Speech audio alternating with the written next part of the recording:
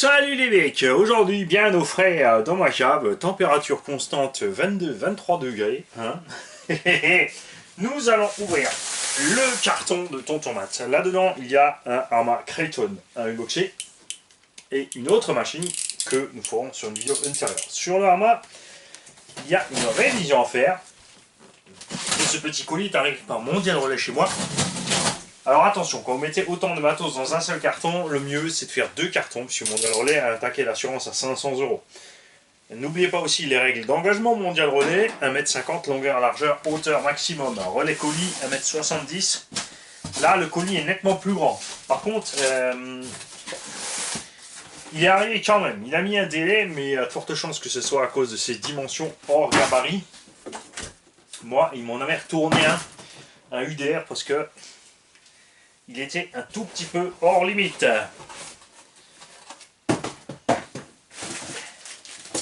Sur ce Arma Kraton.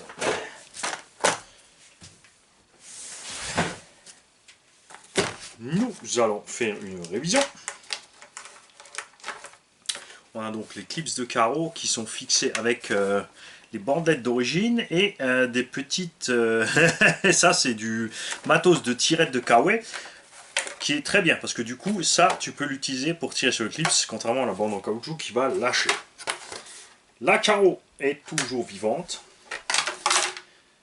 même à l'arrière ça va, un petit peu déchiré au niveau de la benne, rien de bien méchant. La housse Dusty qui a été montée par dessus l'arceau. Alors je sais pas si ça a été fait exprès ou si l'arceau, je pense que là l'arceau en fait a rongé la housse et a détruit la housse.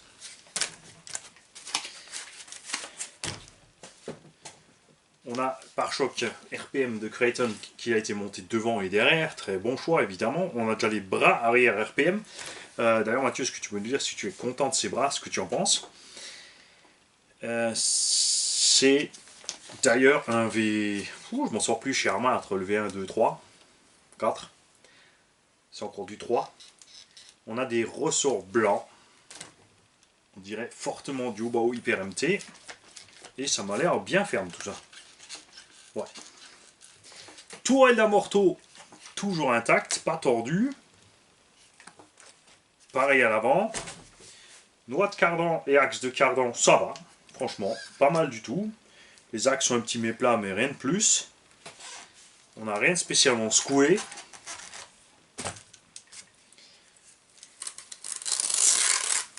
Enlevons la housse et voyons voir ce qu'il y a là-dedans.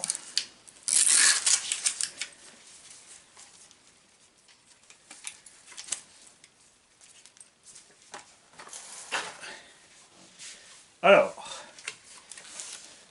nous avons un récepteur FlySky, puisque Matt veut installer une FlySky dessus pour avoir la bride de puissance. Et lui non plus n'est pas fan de la radio d'origine. On a un support cerveau alu, très utile sur la Arma, avec le cerveau JIX CHV 7346 MG. Donc ça doit être du 37 kg par là, à moins que c'est le 46 carrément. Je ne peux pas voir ce qu'il y a dessus. En tout cas, un cerveau bien costaud. La direction qui fonctionne très bien.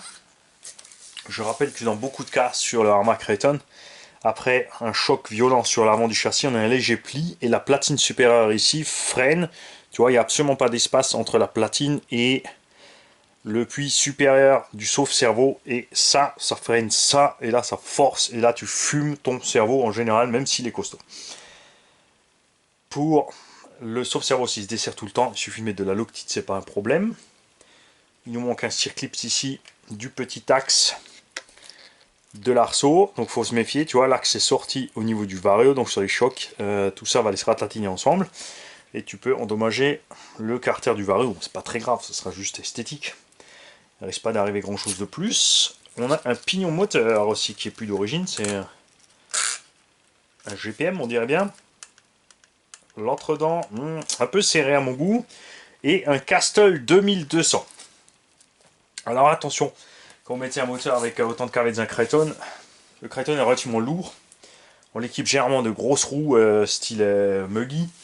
Et de ce fait, il devrait avoir une démultiplication beaucoup plus grande. Je trouve que ce machin devrait avoir une couronne de diff bien plus grande que ça. Ou l'idéal sur ce genre d'engin serait une boîte de réduction type l'Audi 3XL, ça serait pas mal du tout. Les cardans centraux, pareil, les axes un peu usés, mais sans plus, donc à ce niveau-là, rien à faire. Les roulements fonctionnent très bien aussi. Je pense qu'on n'aura pas de souci là-dedans, de surprise. Le diff avant va un peu dur et un point dur, mais ça on verra. L'arrière, impec. Et le central, bon, le central impec aussi. Ça a l'air pas mal du tout. Donc tu me diras ce que tu veux au niveau de tes huiles de diff, vu qu'on va ouvrir et vider tout ça. État global de l'engin, il est sale, mais ça s'arrête là. Hein. Et c'est encore que je dis sale, c'est poussiéreux. Il n'y a pas de bouillie, de coulis d'huile, de machin. Il n'est pas défoncé.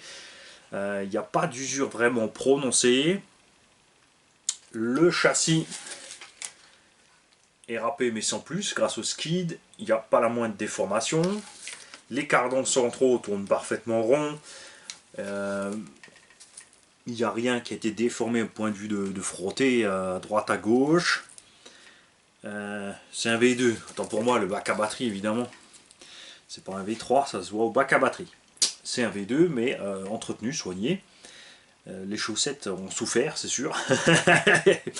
On a des petits mudguards qui ont été faits maison. Fonctionne très bien.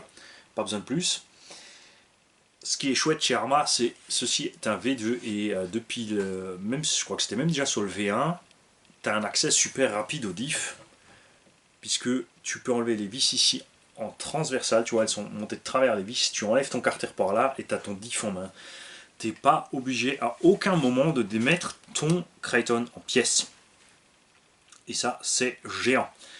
En plus, maintenant, comme RPM fait des pièces pour Arrma, tout ce qui est triangulation, tout ça, il n'y a pas de souci. Les fusées, on casse rarement chez Arrma, honnêtement.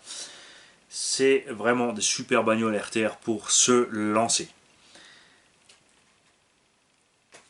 Niveau des noix sorties de diff, on n'a pas d'usure non plus. On n'a pas d'huile qui est sortie du diff par les noix, donc on n'a pas d'usure des puits. Ça nous indique que Matt n'est pas un gogol, on peut le dire, de la gâchette. Il fait un minimum attention à ses caisses et tout se passe bien. Donc si tu pouvais me dire aussi avec quelle roue tu roules sur cet engin, pour savoir au niveau de la démultiplication si c'est trop pas, si tu roules en 4 ou en 6. On va aussi démonter et ouvrir le Vario parce que lui par contre il est plein de brindilles. Faites gaffe à ça, surtout là en été quand ça chauffe méchamment. Tout ce qui se met sous le ventilo empêche le ventilo de refroidir proprement les ailettes de refroidissement à lui. Ça c'est clair. Ne vous lancez pas dans 36 000 options GPM, elles sont vraiment pas terribles. Elles sont relativement molles et une fois tordues, il n'y a pas de quoi réparer, surtout au niveau des amortos. Je peux que vous conseiller de passer, à la limite si vous avez des problèmes d'amorto, de passer sur les V4 ou alors de choper quelque chose chez Team Durango ou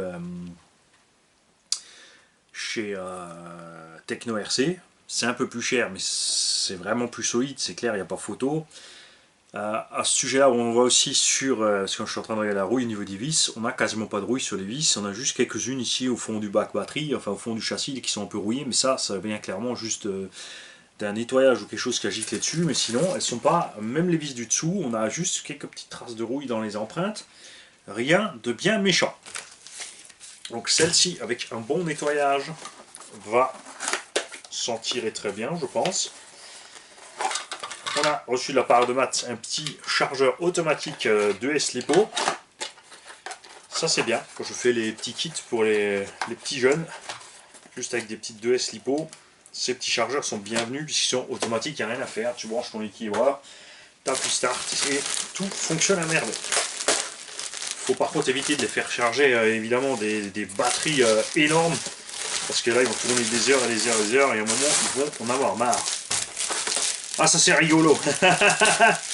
Il y a un étui là-dedans qui est à mon adresse et à mon nom parce que j'avais envoyé du matos à Matt. On va aller là-dedans. Au moins la radio il me semble. Tu vois, ouais, s'il y avait même encore son nom. Sur le bench, on a donc la petite FSGT3. Donc on va te mettre tout ça, on va t'installer tout ça, te régler tout ça. Et il nous a fait parvenir aussi en cas de besoin un kit de roulement Kanzen. Parce que là, il y a toujours encore les roulements d'origine. Sur ce Arma, on a de quoi refaire un diff si besoin. Là, et un cardan avant CVD. Donc à voir s'il y avait eu une fois un problème pour le fait qu'il n'y en ait qu'un seul. Peut-être que le deuxième est monté. Mais en tout cas, je pense pas avoir besoin de grand chose vraiment pour faire ta machine. Hein. Elle a mis du temps à arriver, mais ça va aller. Sur les V4, on a un gros problème de pli de châssis ici à cause du renfort. Comme le châssis ne flexe plus, et ben, il plie complètement ici. Je ne sais pas si ce jour, si Arma a déjà réagi, s'ils ont fait déjà une modif. Possible qu'avec les skid plates renforcées, puisqu'il y a des skid plates en plus à monter, donc qu'il faut percer là.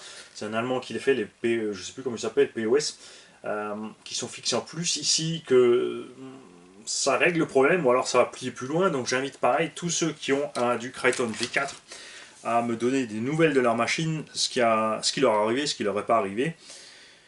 En tout cas, si vous êtes un pilote comme Mathieu, ben, à mon avis, vous serez très content de votre V4, puisque là, ça c'est un V2, il n'y a pas spécialement de dégâts, il n'y a pas de casse dessus, il n'y a rien d'amoché. Quelqu'un qui profite tranquillement de CRC, ça fait plaisir à voir aussi. Ah, on a perdu un axe, pas bien méchant. On verra quand on aura démonté ce que donne l'axe des cardans côté roue, puisqu'il est prisonnier ici dans la fusée. Et on a effectivement encore tous les roulements d'origine, hein, je confirme. Il n'y a pas un seul qui a été changé. Ils n'ont pas l'air de forcer ni quoi que ce soit. Voilà, je vous souhaite une belle journée, Mathieu, t'en fais pas, on va s'occuper de ta bécane. J'espère que ça va aller plus vite que le temps que ça arrive chez moi. Et nous on se rejoint, enfin pour moi c'est tout de suite, pour vous c'est peut-être demain, après-demain, ou peut-être cette vidéo sortira après l'autre. Pour l'unboxing de ce qu'il y a au fond de la boîte. Et c'est l'essentiel pour laquelle ce gros carton est arrivé chez moi. Salut!